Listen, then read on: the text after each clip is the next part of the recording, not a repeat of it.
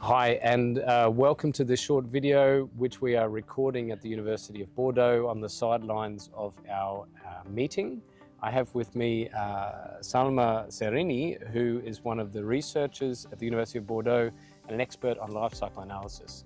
So Salma, tell us in general what is life cycle analysis and specifically how does it apply to hydrogen?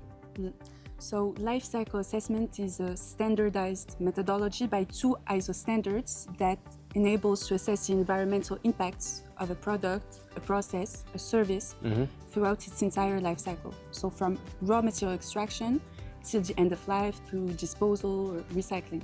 Good. And specifically, for example, if you are looking at production of hydrogen and transporting it to an end user, how does life cycle assessment fit in there? Actually producing hydrogen through low carbon methods is only the first step. It must then be stored, transported and used efficiently, and all of these stages could generate environmental impacts. That's why we need to assess them, and this is where life cycle assessment is important because it allows not only to quantify the environmental impacts of the entire hydrogen supply chain, but also to identify the hotspots and to support decision of infrastructure planning around hydrogen. So, for example, if I want to transport hydrogen, I can do it as a compressed gas, but I can also liquefy hydrogen or convert it into some chemical carriers such as ammonia, such as methanol. And this is interesting because I am able, by doing that, to enhance hydrogen storage transport properties. However, it could generate some hidden environmental impacts because I will add additional conversion steps, transformation steps that could be energy intensive. And so I need to be careful with the origin of the energy, the electricity that I'm using for these transformation steps. So here the objective is to make sure that while we are reducing the impacts of hydrogen transport, there are no hidden impacts elsewhere in the supply chain.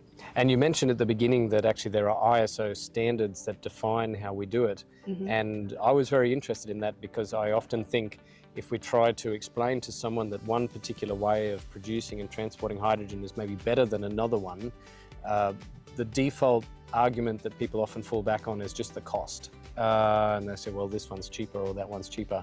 But if we really want to communicate to the wider community that have broader perspectives, maybe like the environmental impact as well, life cycle assessment, because it's defined and it's fixed by a standard, then I think we have a more robust argument that one might have a different set of impacts to another one because it's been done according to these standards. Yeah. Exactly. So there is a clear framework that follows two ISO standards, ISO 14040 and 14044. And also we need to keep in mind that there is, according to EU, we can call hydrogen low carbon or renewable when there is a 70% reduction of life cycle greenhouse gas emissions compared to fossil fuels.